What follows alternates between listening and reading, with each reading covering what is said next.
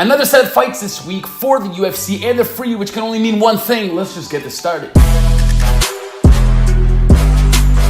UFC Fight Night is in Shenzhen, China this weekend. It's the return. Finally, they get to go back in Asia. And Asia is a place where they're coming up with amazing talent. They're breeding amazing talent. They have an amazing promotion in themselves, a ONE FC. We're not talking about that right now, but those are fight cards that we are soon going to be talking about in the near future just because they have so much amazing talent on them. And some are even bleeding over to the UFC side, which is great for us North American fans to see, because we don't necessarily have access to ONE FC at our fingertips like we do on UFC, obviously with the new UFC on ESPN contract. But we're gonna get right into it. There's a bunch of names on here that really the main MMA fan wouldn't necessarily recognize, but I promise you they're here to bring the heat. Not only are they here to bring the heat, but one of them is even fighting for a title which could claim the first China champion ever, if successful. The first fight we're gonna talk about is the co-main event between a Brazilian brawler, Elizeu Zaleski de Santos, against, of course, the hometown favorite in this fight. We're talking about Jingliang.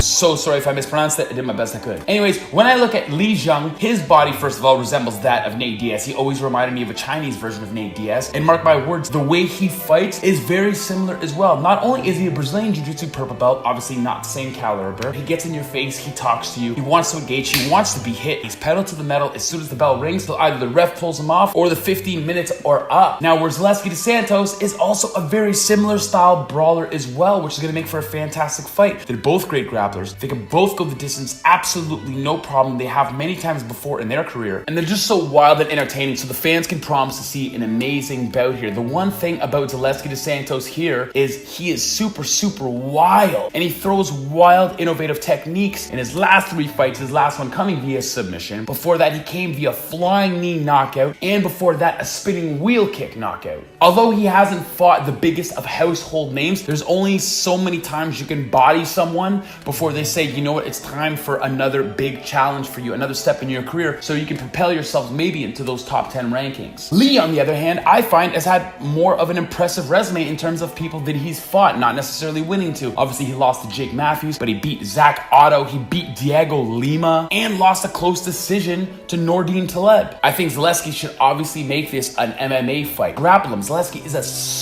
is so much bigger of a fighter than Weili Zhang, and I think he should press him against the cage, take him down the ground, and do his work. You guarantee that Lee doesn't want to go on the ground. He wants the fans up on their feet, and he wants to obviously walk away with the knockout. I don't think that's happening here. I think De Santos is going to prove to be too powerful. I think this is honestly going to decision. I just think that Weili Zhang is too much of a beast, and he can take a huge shot. So that's why I think close that gap, take it to the ground, and do what you're best at. And that's apply that grappling pressure and hopefully pull off a submission. But I do think it's going to decision. I do think it's going for the away team in De Santos. Now, when we go to the main event, we have a title fight, first ever defense for Jessica Andrade, the champion, and she is going against the literally hometown hero, absolute beast in Weili Zhang.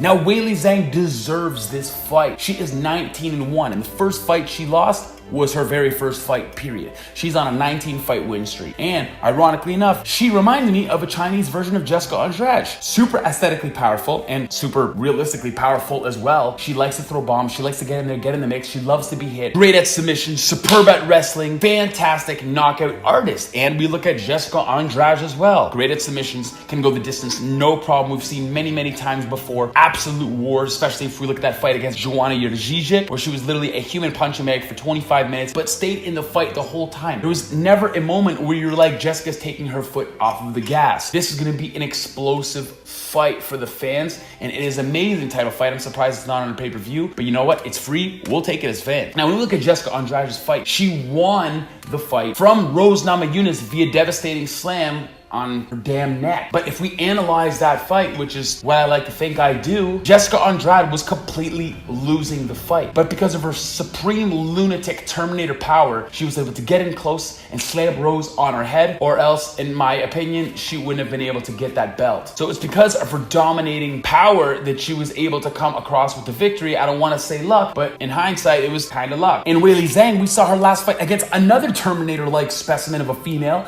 Antisha Torres, and Weili Weili Zhang absolutely annihilated her for the full 50 minutes and didn't show any signs of losing gas at all in that fight. This is going to be an extremely important fight for the division and, of course, China. I think Weili Zhang could really come across with this victory. Do I think she's going to necessarily? We'll find out later, but she absolutely can, especially with her striking. She throws a little bit wild sometimes, but I find more often than not, she throws a lot cleaner, more linear strikes than Jessica Andrade, where Jessica Andrade is kind of that bit bull where she puts her eyes down and just swings for the fences and hoping that she'll catch you and put you to sleep. And she can literally do that for the 25 minutes as well. That's why Weili Zhang, if she takes her foot off the gas for a second, this is where Jessica Andrade can A, win a lot of points, and or B, knock you the hell out. Now I know Weili Zhang's never been knocked out or even really looked like she's close to being rubbered in any of her last 19 bouts that she's won in a row, but Jessica Andrade has an unprecedented power that people haven't felt in that division, well, until now. Sorry, Rose. But ironically, for this fight, I don't see it's going to be finished either. I see two Terminator-like-esque females, but I don't see them letting up at all. I think they're just going to go in there and brawl for 25 straight minutes. And I think Jessica Andrade, once it gets to that late third round, early fourth round, this is where we're going to see Jessica Andrade kind of pull away from Weili Zhang because she has that experience going in those championship rounds